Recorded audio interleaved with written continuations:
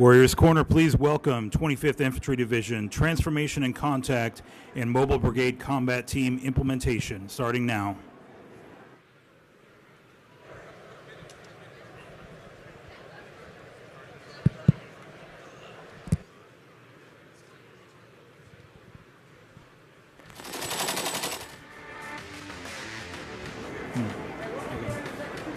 Okay.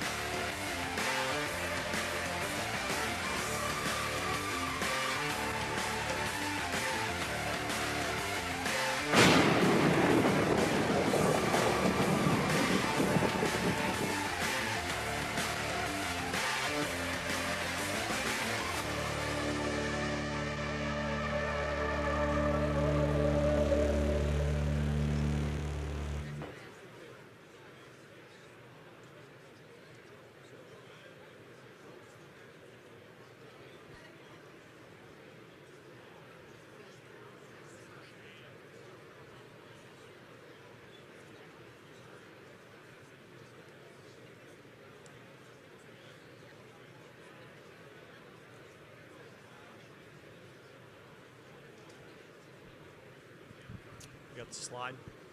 Okay. All right, good afternoon, everyone.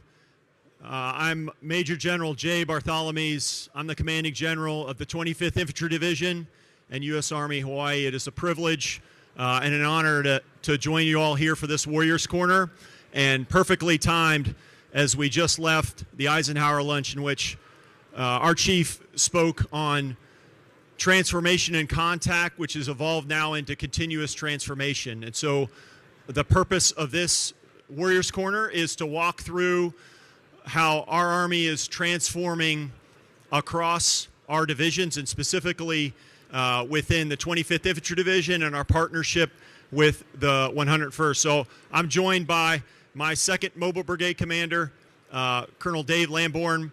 He'll talk through his specific transformation efforts that he's taken over time.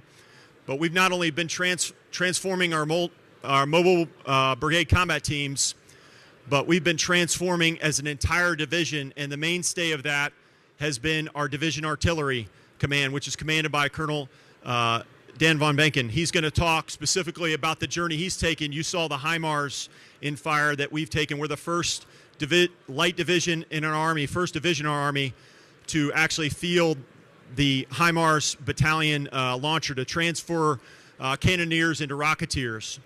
And then finally, we'll be joined by Brigadier General Travis McIntosh, Deputy Commanding General of the 101st, who will talk about this symbiotic relationship that we've had over time with the 101st as we've been transforming.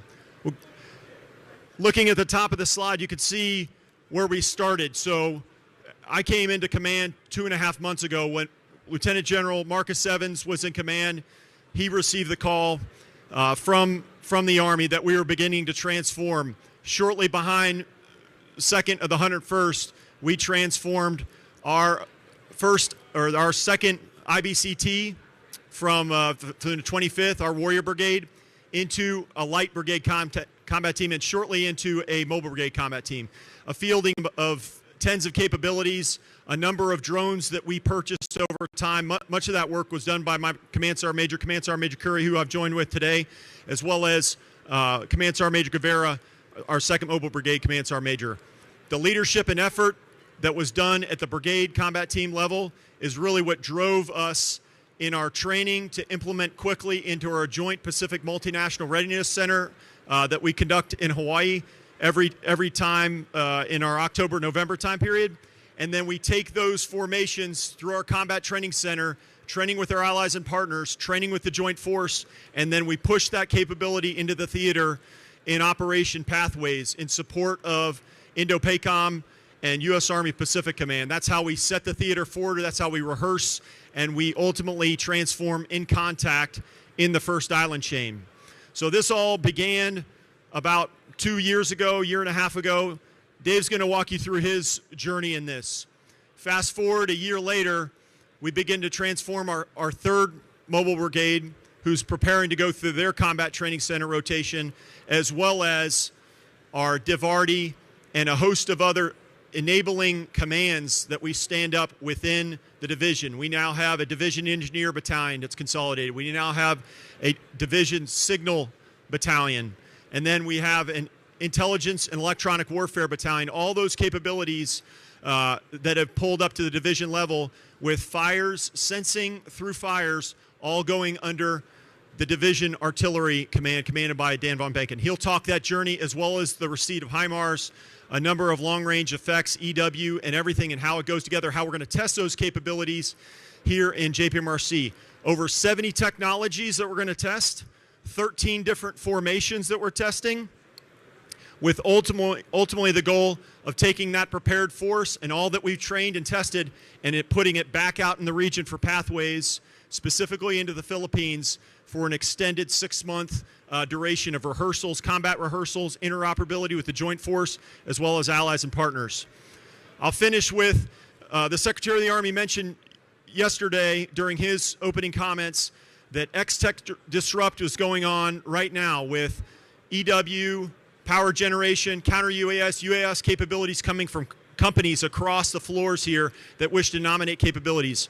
The winners of those 4 categories that are ready for implementation will go into our Combat Training Center rotation in 2 weeks from right now. We're going to pull them in. Any of those capabilities that are ready, thanks to the great fast work from DevCom, we're ready to expand that 60 plus that 70 plus to potentially upwards of 80 technologies. So the innovation is fast. Our soldiers are ready for it. We're hungry, and we're ready to pull it out into the theater. With that, I'll pass to my second Mobile Brigade commander. Thank you, sir. As he mentioned, Colonel Dave Lamborn. I command the 2nd Brigade or 2nd Brigade of the 25th ID. Our TIC journey began in April of 2024 as part of the original 3 TIC brigades, along with 2101 and 310. So a lot of collaboration amongst our brigades as we learned our way forward. We prototyped the Light Brigade Combat Team, which had 3 infantry battalion task forces, a reconnaissance company, and a headquarters company, and our light support battalion, which itself transformed into smaller cluster-type support structures. We then took this structure, received some new equipment. We got the ISVs fielded. We got an infusion of short-range and medium-range reconnaissance drones. We've got a couple of other pieces of equipment, a little bit of training to go with it, and then rapidly went out into our Brigade FTX on the island of Oahu up in the mountains there in Hawaii and tested this stuff and implemented it. So a little bit of training, but a lot of innovation just to field the equipment. We then made a couple of adjustments, went into our CTC rotation, our JPMRC rotation there in the islands of Hawaii, both Oahu and the Big Island. So spread across the island chain to test it a little bit more. This included testing our integrated tactical network, which we had already had, which has radios and TAC edge devices down to the team leader level. After that, then we deployed to the Philippines and did another JPMRC rotation, the exportable version in the Philippines. We were there for 4 months. The rotation itself is a focused rotation, but we did quite a few other exercises as part of that. So now testing it in the Philippines and the island chains there and the mountains in the Philippines, so forward in the environment that we expect to fight in. So we got a really good look at how this concept and how this equipment works in our environment, in our theater. So excellent opportunity. So the lessons learned that came out of this, first and foremost, doesn't have to do with technology, is that standards and discipline and physical fitness are still foundational to our soldiers, right? So no technology that we have that's in our formation or that we see anywhere around here is going to obviate the need to have disciplined soldiers who are physically fit and can employ this in combat. So don't lose sight of that. The next thing is that most of the innovation actually happened, in my view, at the company level. That's where they were really implementing stuff and figuring things out and innovating, and then feeding that back up. And then we were collaborating across the brigades, and now we're collaborating across all other brigades across the Army as we continue forward. As far as the ISV, initially I was very skeptical about a very lightweight vehicle, but absolutely great mobility, but it also reduced our sustainment tail requirement, which reduced a very key vulnerability that we had. So increased our sustainment, increased our mobility, and our mobility at the tactical, operational, and strategic level. So we can get from Hawaii to the Philippines much more easily with that as our mobility platform. We can move through the Philippines at operational ranges much easier. And it was also just more tactically mobile in those difficult jungle mountains with limited road networks. And then the other thing is, we didn't know how many drones were the right number of drones, or necessarily how many of the radios or other devices are the right number of devices. I can tell you that there is certainly an upper level of useful number of devices to field out to tactical formations. We had more than enough drones. Each of those drones, each radio, each electronic device requires power generation, requires power storage, requires distribution, and that creates a whole new logistical challenge at the edge. So certainly, finding that upper limit and staying within that, while also pursuing innovation to solve that new power generation and distribution problem. Some of the gaps that we still have within the mountainous jungle terrain, some of the waveforms that we're using are very challenged. So fighting to maintain our communications network, especially with those edge devices and trying to backhaul data, has been challenging and continues to be a challenge for us. And then protection for a lightweight, tactical maneuver unit continues to be somewhat of a gap. So that's been our journey with transformation. We're now fully transformed into the new Army structure with 3 infantry battalions, that reconnaissance company, and an HHC brigade. So ready for the future fight. And I'll pass it to our Davarti commander.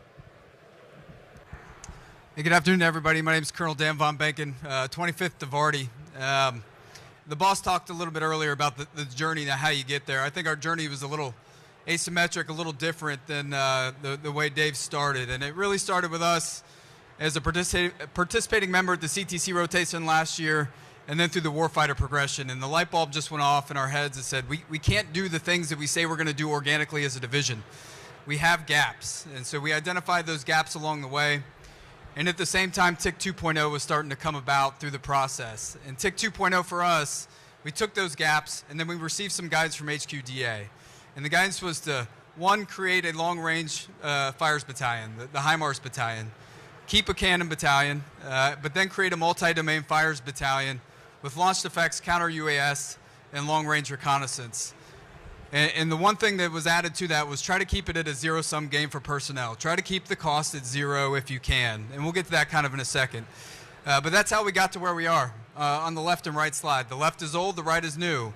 And how do we do that? We created the HIMARS battalion, which will live fire actually Thursday for the first time to get through our section quals. We kept the cannon battalion intact but we upped the amount of 119s in the formation from a 2x6 to a 2x8. And we kept the 777 battalion as well. And then last, the way we did it at a zero-sum game is I already had an existing headquarters in the division, which was the Intelligence and Electronic Warfare Battalion.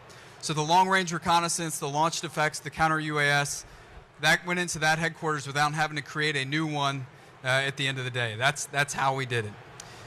Throughout the process, of course, there's friction, but how you get to flash to bang in a short period of time, I would really put on 2 or 3 key points. This all started in earnest really in the April-May timeframe, equipment showing up in July and September. But how you do it is what I think is a couple things. One, it goes on the back of the NCO Corps really quick. Transformation and contact, and to move that fast, you have to reach out to HQDA, you have to reach out to HRC and say, this is what I need, and start there. The Senior NCO Corps is the continuity that puts this all together for us at the end of the day. The second is you got to fail fast and don't be afraid to fail. I have to tell the boss every day that we missed the mark on something or we need to get better at something quicker. But that has to be an environment that you have to be comfortable in every day and just be able to fail and move forward at the end of the day. And the last thing I would say is the key to success is to take risk that the secretary was talking about yesterday morning. The risk part is, what am I assuming risk on the backside? Is it a fleet of Humvees that I have now 2 sets of that I'm not maintaining as well? That's probably going to get divested, so prepare for divestment, maybe take risk there. But don't take risk at the core competencies. And if you juggle those 2 things together, I think that was probably the best recipe for our success at the end of the day. And I look forward to taking some questions here in a little bit. I appreciate everybody's time today. I'm going to hand it off to the 101st. Okay. So, hi, I'm Travis McIntosh, the Deputy Commanding General Operations for the 101st Airborne Division. And I do want to first say that Major General Gardner, the Commanding General, wished he could be here, but the 101st assumed responsibility of the Southern Border Mission 4 days ago. And we also have one of our Mobile Brigade combat teams deployed in Europe, and we're also over the next 2 weeks redeploying our Combat Aviation Brigade from the Middle East back to Fort Campbell.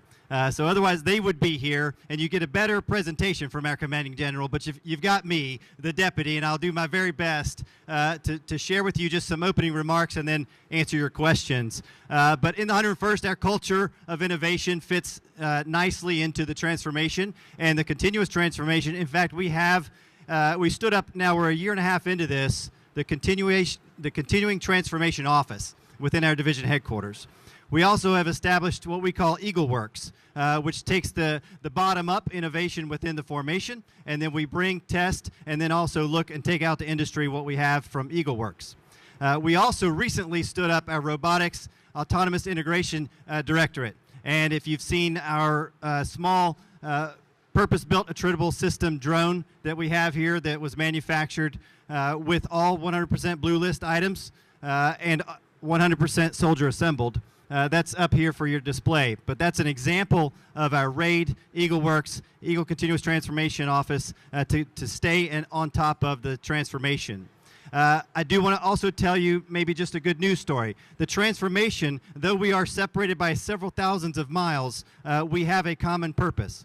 And I thought it would be an appropriate opportunity for me to share how we have actually employed the Mobile Brigade Combat Team. And the first employment of that new transformed formation was an unannounced, unexpected mission. And it was a year ago this week when that occurred. If you recall Hurricane Helene and the requirement for forces to go and facilitate in western North Carolina, eastern Tennessee, we got the phone call about 7 days after the storm on a 1900 on a Friday evening. Can you have a battalion of infantry brought into western North Carolina? The most ready brigade was the one that we had just transformed. We did not even know if we could drive the infantry squad vehicle on the roads yet, if it was authorized. They're under warranty. Some risk was assumed, but the need was high. So what we did is we called all of our friends. And if you've been to Fort Campbell, you know that there is the greatest triad of vertical envelopment imaginable with the aerodrome that sits there. You got 5th Special Forces Group with some superb capabilities, the 160th Special Operations Aviation Regiment, and of course the 101st Airborne Division. So that vertical envelopment capability was put to bear with our 2nd Mobile Brigade on an overnight call.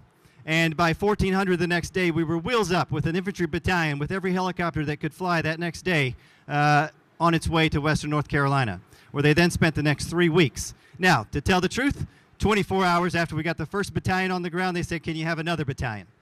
And the answer was an overwhelming yes, because there was one time every soldier and every aviator at Fort Campbell was focused on helping our Americans that were in great need in western North Carolina. The infantry squad vehicle proved its worth. You can put 2 of those vehicles with 18 pissed off infantrymen in the back of a CH-47 and be wherever you need to be 500 miles later. And that keeps our enemies awake at night. So I'm here to tell you what you heard, the transformation that occurs has true applicability, not just in combat, but what the rapid capability that it offered our nation and our light infantry was just hard to describe in words. But I could go on and on about the transformation, but it does take some structural work at the division headquarters to make that happen, and we'll answer any questions you have. Yeah, thanks, Travis. I'm glad you mentioned all the innovation at the 101st. We've been learning from one another through this whole process, and I would say, I'd venture a guess that pretty much every active duty division in our Army today has some sort of innovation cell. We could not do it without it. My predecessor's predecessor 2 CGs ago established Lightning Labs in 2022 to see this need. And I think since then, every division, if you listen to the Marne division just before us, they will tell you the same thing, that without that innovation at the division level, the ability to think, to reach out, and then with the help of the Drone Dominance XORD and all the authorities that come with, as Travis mentioned, now we're all making drones and learning from one another with not only technologies that we're receiving, but also technologies we're creating and building. Many of the units have conducted first-person viewer drone live fires. We'll do our first one this Friday based upon a drawing that we got from DevCom, approved by ATEC within the last 2 weeks, and now ready to go live with the C4 charge. And this is many units across the Army that are innovating at that speed of relevance. The second is the Chief also mentioned Next Gen C2. 4th Infantry Division is leading the charge with Next Gen C2. We are also watching what they're doing, as we are the 2nd Division to execute this, to put that capability into our hands. We are at a C2 Fix Plus at this point, and we are transforming to get to that goal, as the Chief stated, to have all the Army in 30 months. We're putting that in. And the final piece I'll put, because we are assigned to Indo-PACOM, the 25th Infantry Division, the value of land forces cannot be understated. And you're going to hear this from General Clark tomorrow here on this stage for Warriors Corner, but it is important that we as an Army appreciate our history. We understand what it took to win our nation's battles overseas. The 25th Infantry Division is the only division in the United States Army is in the same place, the same station of Schofield Barracks, where it was attacked 3 months after it was formed, 84 years ago. And our relevance today in the Pacific remains. Land forces are necessary to seize, hold, and defend key terrain. And we need all the Army to do that, not just those who are assigned to Indo-PACOM. So with that, we'll go ahead and take your questions.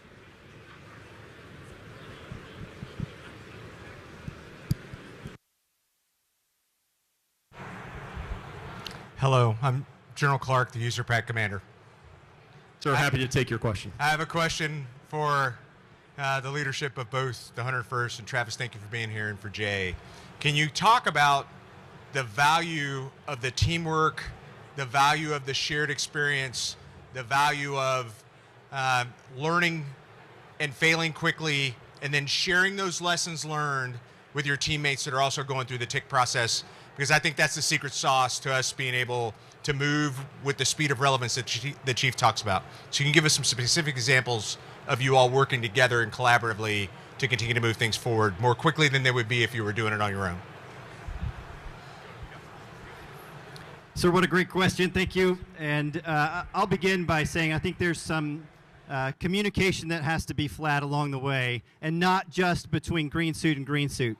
John Velishka's my counterpart in 25th ID, and we're tight, we're close. We were sweet mates in the Pentagon, so now that we're out there fighting transformation, it has paid off that we stay level with the communications and the challenges we have. I think that is absolute. There are some, like at the 18th Airborne Corps, there's some innovation forums where we meet monthly and share, and then their best of the best gets shared across the Army from the Corps. The other aspect of this, sir, I would highly, this is an opportunity with this audience to tell you that our relationship that we have with industry, policymakers, and the staff at the Pentagon is the best that I think we could probably go back in history and realize because of the progress that this has caused. The communication that we have now at the tactical level, and the example I'll give you is sort of our test bed at Fort Campbell, is we go to the field for 21 days, and we call it Operation Lethal Eagle. And when industry wants to come to Fort Campbell, it's sort of a threshold. Will you go to the field with us for 3 weeks? It's amazing. It vets out several that don't. But it is a good test, but it also builds a relationship. And we fail in the field, and so does industry. And then we have our best that comes out of the field, and we all share it, and we move forward. So the communication that occurs with industry and with what we do within the formation at the tactical level has probably never been so tight. And I'll stop there. Let 25th.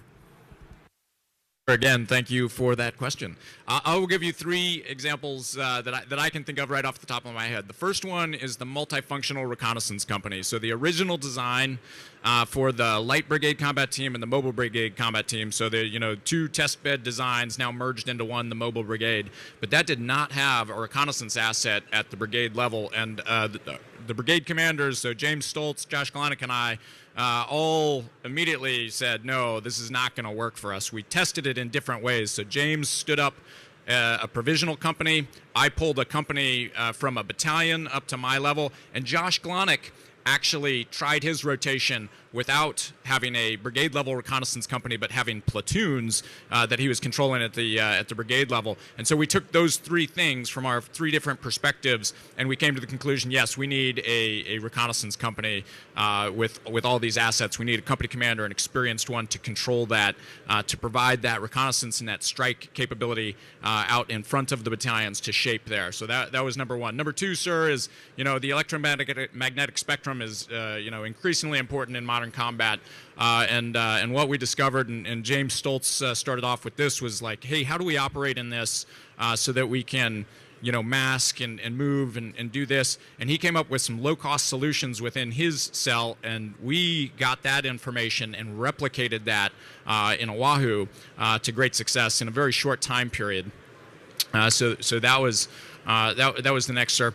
And then the other one is just the ability to use our command and control systems and collaborating on those and converging on what was going to be our common operational picture. And that's still in progress, but we've collaborated on it to the point where we've progressed much further and fed that back to the Army, and and that's kind of been rolled into Next Gen C2 and what's going on there, sir. So a lot of quick turn that I don't think I had seen previously in my career, sir.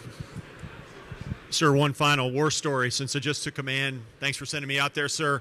I was in the field with our 3rd Brigade, who's preparing for JPMRC just a month ago, this time last month, and I went into the mobile CP of our multifunctional reconnaissance company that's preparing for their rotation, and asked him the same question, how do we know what's out there? And he's like, sir, check it out. I'm on live chat right now with all my peers. And he showed me where he's got a running chat going with all the MFC command. They've pulled themselves together. So we just have to get out of the way of our subordinates to enable a lot of that collaboration. We're seeing that across the non-commissioned officer corps as well as officer corps, sir. Thank you. Hi, Megan Myers from Defense One. I want to follow up on Colonel Lamborn's comments on the ISV and the protection gap that you mentioned. When you are exercising with the ISV in the field, how are you simulating a protection scenario for the ISV, how you would protect it and how you would respond to an attack? And what sorts of systems are you looking for as a more permanent solution for that? All right, thank you, ma'am. Yeah, so the ISV is absolutely just a mobility platform and not a fighting platform. And really, so the protection with the ISV is to stay out of contact. And so that means that you need to use your reconnaissance assets to better understand where the enemy is and to take the right tempo and pace depending on the expected contact. So really the name of the game with the ISV, not a protection platform, purely mobility, is stop, dismount, and then maneuver. And this is where that physical fitness really comes in key, is you've still got to be physically fit to move through, in our case, through the jungle, over the mountains, etc., to maneuver on the enemy. So the real protection problem that I see or gap for the mobile brigades is the counter UAS, because right now most of the systems that exist, which some are fantastic, but they're very heavy and they're really focused on fixed site security. But I'm a maneuver asset at the tactical edge. I need something light. There's a few solutions that are out there, but we just haven't fully fielded that so that protection asset, which is going to mostly be something in the electromagnetic spectrum to jam, block, whatever, can be light enough to come forward with me and to enable me to maneuver, on behalf of the division as the unit of action. So that's really what I'm talking about, something that's lightweight, reliable, easy to employ, that really is focused on enabling maneuver at the tactical edge, if that answers the question.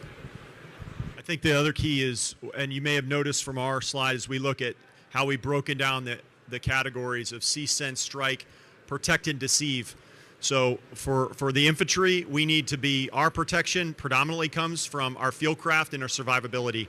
Heard some great NCOs talk about this when we were at the maneuver conference, is that what are we doing to hide in the EMS? There's lots of technologies that help this. A lot of this is disciplines, but it's also a lot of capabilities that we're learning from the 101st. We're learning from 310. We're all learning from each other in terms of how we do this. For jungle fighters, we need to put ourselves into the jungle and put ourselves in places where we are not found as easily. That's what's going to ultimately be our best protection asset. And then dig in.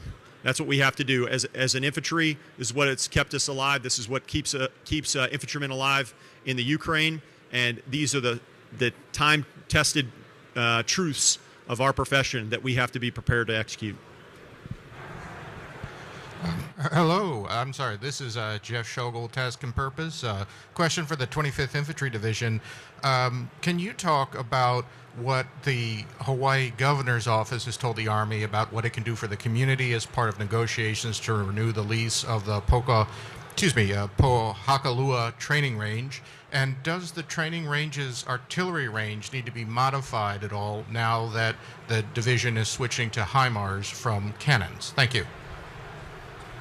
Thank you for that question. So Pohakalua training area is our large-scale live-fire training area on the island of Hawaii. It is essential to our ability to conduct large maneuver as well as large live-fire execution. The HIMARS has been fired at Pohakalua training area for years. Our 17th Field Artillery Brigade out of America's First Corps has deployed there often to conduct training, as well as 1st Multi-Domain Task Force over time. So the HIMARS is not a new system to that training area and has been integrated on multiple times. There's no modification that's required at this point, and it's ready to train.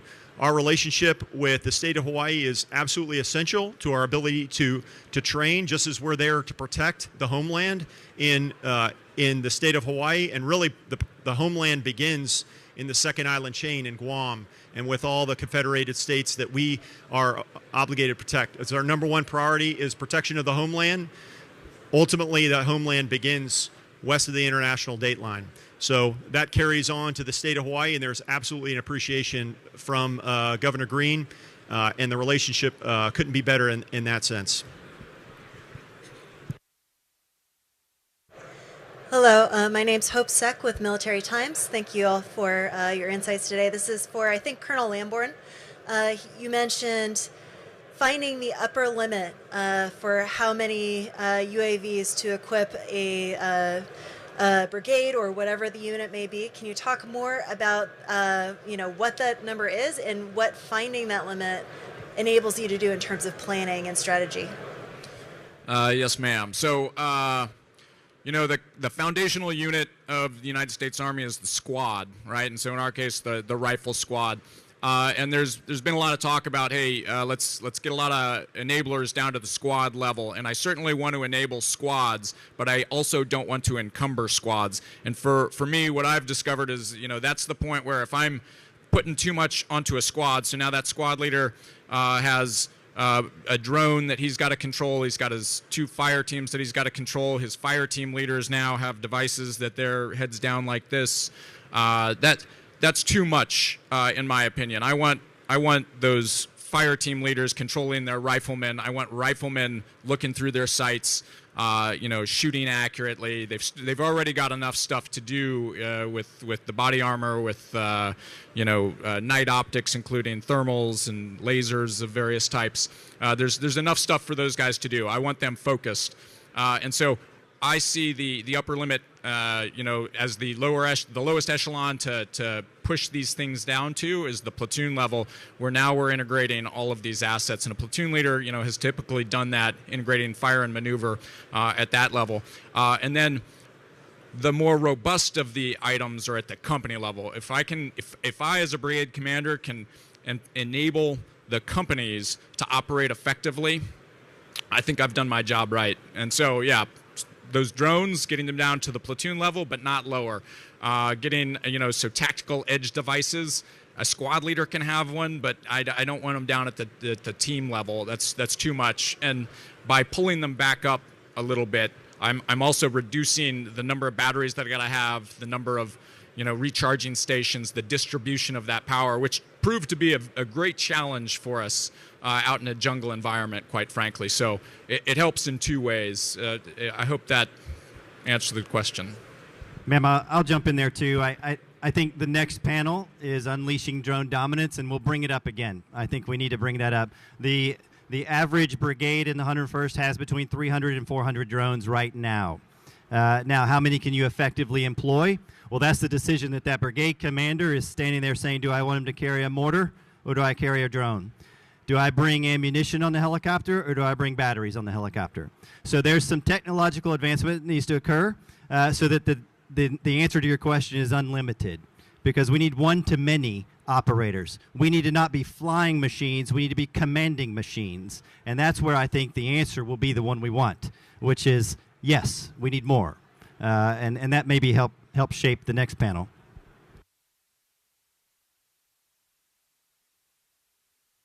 Hi, Stu Magnuson, National Defense Magazine. So you say you're no stranger to the HIMARS, so what are you expecting to accomplish? What are your goals with the upcoming tests? And what do you expect to learn? I think a couple things, sir. I appreciate the question. I think one, it's a known capability. I know what I'm getting with a HIMARS weapon system. I'm getting probably the most lethal thing in the division that the division's had in quite some time. So I think that's a known. What the unknown is the second order effect of taking the cannons away from one battalion. Now, we plussed up the second battalion as an offsetting measure, a risk mitigating measure.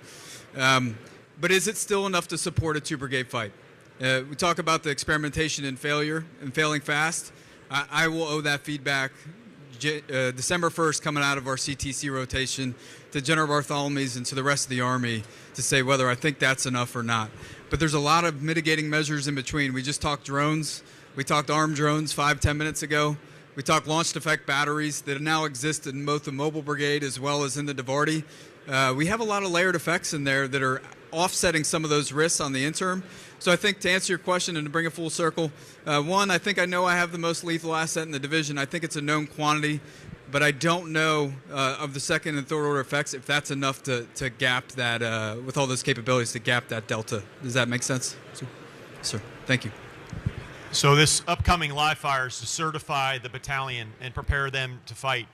The other exciting thing of the platform, the HIMARS, as a known capability, is as the munitions continue to evolve and we look at new capabilities that can be fired from division level fires capability to the future of PRISM. This expands the scope, but it keeps a range and a different level of ranges that we can fight as a division, not only in support of First Corps, but also in support of the Joint Force, in support of our multi-domain commands in the Pacific. So the options are endless in what it provides, all of it supporting the Army warfighting concept and our joint warfighting concept, back to what the Army can provide to the Joint Force. And land-based fires are absolutely critical to that. Admiral Paparo provided that feedback to us during LandPAC this past May, and so we're absolutely moving out on that charge. Okay, I think that is our final question for the day. Thank you very much for your attendance to this, and welcome you back to General Clark's Warriors Corner tomorrow morning. Thank you.